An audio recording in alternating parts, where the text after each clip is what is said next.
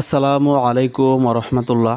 প্রিয় দর্শক, আমাদের সমাজে এমন অনেক মেয়ে পাওয়া যায় যাদের বয়স অনেক হয়ে যাইতেছে, তারপরেও তাদের কোনোভাবে বিবাহ শাদী হইতেছে না।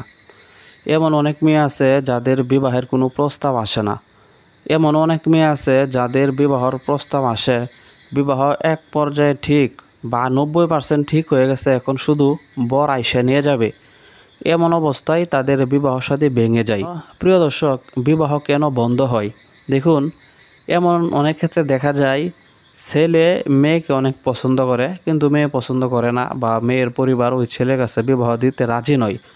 পরে ওই ছেলে বিভিন্ন তান্ত্রিক বা যারা কুফুরি কালাম করে ওই সমস্ত ব্যক্তিদের কাছ থেকে ওই মেয়ের বাবার, মেয়ের মার নাম ঠিকানা দেওয়া বিবাহ বন্ধ করে রাখে। অথবা এমনও হতে পারে মেয়ে অনেক সুন্দরী, মেয়েকে কোনো জিনে অনেক বেশি পছন্দ করে। ওই জিনে চায় না মেয়েটা অন্য কোনো পুরুষের কাছে বিবাহ বন্ধনে আবদ্ধ হোক।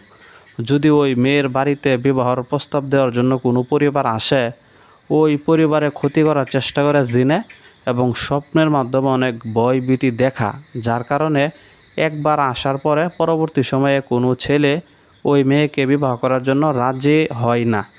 আজকের এই ভিডিওতে যে আমল শেয়ার করব, আমলটা আপনারা যদি কেউ করতে পারেন, যত শক্তিশালী আপনাদের উপর জাদুবিদ্যা করা হোক না কেন, আল্লাহ রাব্বুল আলামিন তা দূর করে দেবেন। তবে আমি একটা ঘটনা বলি, যে সমস্ত মহিলাদের বিবাহ শাদী দেরি হইতেছে, আশা করি তাদের কাজে লাগবে। দেখুন, আমি যখন স্কুলে লেখাপড়া করতাম, তখন একজন ম্যাডামের কাছে পড়তাম, সম্পর্কে আমার চাচাতো বোন হয়তো, আমাদের পাশে বাসা। তো ওনার কাছে আমি তখনকার পড়তাম। তো পরবর্তী সময়ে ওনার বয়স যখন মোটামুটি অনেক হয়ে যাইতেছে, তারপরে ওনার কোনো ধরনের বিবাহ শাদীর প্রস্তাবও আসে না, এমনকি ওনার বিবাহ শাদীও হয় না। এ নিয়ে সমাজের মানুষ নানান কথাবার্তা বলা বলি শুরু করে। তো এক পর্যায়ে ওনার পিতা কোনো একজন কবিরাজ আনলেন, এবং কবিরাজ ওনাদের বাসায় আসার পরে কবিরাজে কিছু পরীক্ষা নিরীক্ষা করলো। ওইখানে সরাসরি আমি ছিলাম না, তো আমার অনেক চাচাতো ভাই বোন ওই জায়গাতে যখন কবিরাজ ছিল তখন তারা ওইখানে উপস্থিত ছিল। তো তারা আমাকে বলছে, যখন কবিরাজে কিছু জিনিস পরীক্ষা নিরীক্ষা করলো, তখন ওই আমার ম্যাডাম যে বালিশে মাথা রেখে ঘুমাইতো, ওই বালিশের মধ্যে সেই কবিরাজে একটা তাবিজ পাইছে। এবং ম্যাডাম যে বিছানায় ঘুমাইতো, সেই বিছানার মধ্যে 2টা তাবিজ পাইছে। পরবর্তী সময়ে সেই কবিরাজ সেই তাবিজগুলা খুইল্লা তাবিজগুলা ছিঁড়ছে এবং নতুন কোনো তাবিজ দিছে। যে তাবিজ দেওয়ার কয়েকদিন পরেই ওই মহিলার একজন মুফতি সাহেব স্বামীর কাছে বিবাহ হয়, এবং একটি উত্তম জায়গায় বিবাহ হয়, এবং সবাই খুশি। দেখেন, বিবাহ যার সাথে লেখা আছে 2 দিন আগ পিছ বিবাহ হবেই। তবে আপনাদের এটা বিশ্বাস করতে হবে, দুষ্ট জিন বা কুফরি কালামের মাধ্যমে মানুষের অনেক ক্ষতি করা যায়। প্রিয় দর্শক, এখন বলি আমলটা কিভাবে শুরু করবেন। দর্শক বন্ধুগণ, এই আমলটা করার জন্য যেই মেয়ের বিবাহ শাদী হইতেছে না বা বিবাহ যার বন্ধ, ওই মেয়ের একাধারে 3 রাতে কুয়া থেকে পানি তুলে আনতে হবে। পানির পরিমাণ বেশি না, যতটুকু পানির সাহায্যে একজন ব্যক্তি উজু করতে পারে ঠিক ততটুকুই পানি। তো যেই মহিলার বিবাহ শাদী হইতেছে না, ওই মহিলা রাত্রেবেলা কুয়া থেকে পানি আনতে যাবেন। মাগরিবের আজানের পর থেকে ফজরের আগ পর্যন্ত যে কোনো সময় আপনি সেই পানিটা আনতে পারেন।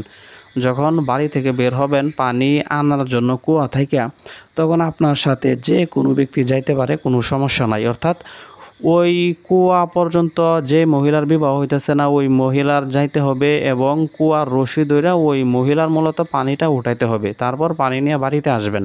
বাড়িতে আসার পরে যে আয়াতে কারিমা আপনাদের সাথে এখন উপস্থাপন করবাম, এই 2টা আয়াত হলো সূরা আল ইমরানের 26 নম্বর এবং 27 নম্বর আয়াত। এই 2টা আয়াত একবার পড়বেন, তারপর সেই পানিটার মধ্যে একটা ফু দিবেন, এবং পানিটা দ্বারা মহিলা উজু করে নেবেন, এবং এমন একটা জায়গায় উজু করবেন যেখানে মানুষের যেন পাড়া না লাগে ওই পানিটার উপর।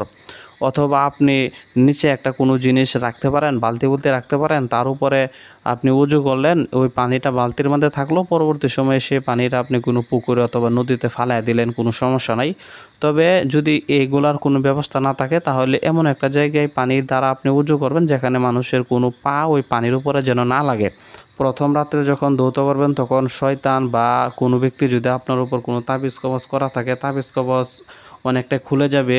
দ্বিতীয় রাত্রে যখন আমলটা করবেন তখন তাবিজ কবজ বেশিরভাগ খুলে যাবে, এবং তৃতীয় রাত্রে যখন আমলটা করবেন তখন তাবিজ কবজ সম্পূর্ণরূপে খুলে যাবে, অর্থাৎ যে বাইন্দা রাখছে বিবাহ আপনার জন্য বিবাহ না হয় সেই বন্ধ বিবাহটা খুলে যাবে, এবং পরবর্তী সময়ে খুব তাড়াতাড়ি সময়ে আপনাদের বিবাহ শাদী হয়ে যাবে। আর আল্লাহ রাব্বুল আলামিনের কাছে বেশি বেশি দোয়া করবেন। এতটুকু হলে আমল। তবে আমি নিজ থেকে একটা কথা বলতেছি, আপনারা যখন ওযু করবেন, ওযু করার পরে তো আপনারা যে কোনো একটা কাজে লিপ্ত হয়ে যাবেন। তো ওযু করার পরে যেহেতু আপনাদের ওযু আছে, তো আপনি চাইলে 2 রাকাত নফল নামাজ পড়ে আল্লাহর নিকট দোয়া করতে পারেন। তো 3 দিন যদি এইভাবে আপনি আমল করেন, দেখবেন অল্প দিনের মধ্যেই কুফরি কালাম যদি কেউ কইরা থাকে তাহলে সেগুলো বন্ধ হয়ে বিবাহের প্রস্তাব আসা শুরু হবে এবং খুব তাড়াতাড়ি সময় আপনাদের বিবাহ হবে। আউযু বিল্লাহি মিনাশ শাইতানির রাজিম। বিসমিল্লাহির রহমানির রহিম। কুলিল্লাহুম্মা মালিকাল মুলকি তু'তিল মুলকা মান তাশাউ ওয়া তানজিউল মুলকা মিম্মান তাশা ওয়া তু'ইজ্জু মান তাশা ওয়া তুযিল্লু মান তাশা বিয়াদিকাল খায়র ইন্নাকা আলা কুল্লি শাইইন কাদির। তুলিজুল লাইলা ফিন-নাহারি ওয়া তুলিজুন নাহারা ফিল-লাইল ওয়া তুখরিজুল হাইয়্যা মিনাল মাইয়িতি ওয়া তুখরিজুল মাইয়িতা মিনাল হাইয়্যি ওয়া তারযুকু মান তাশাউ বিগাইরি হিসাব।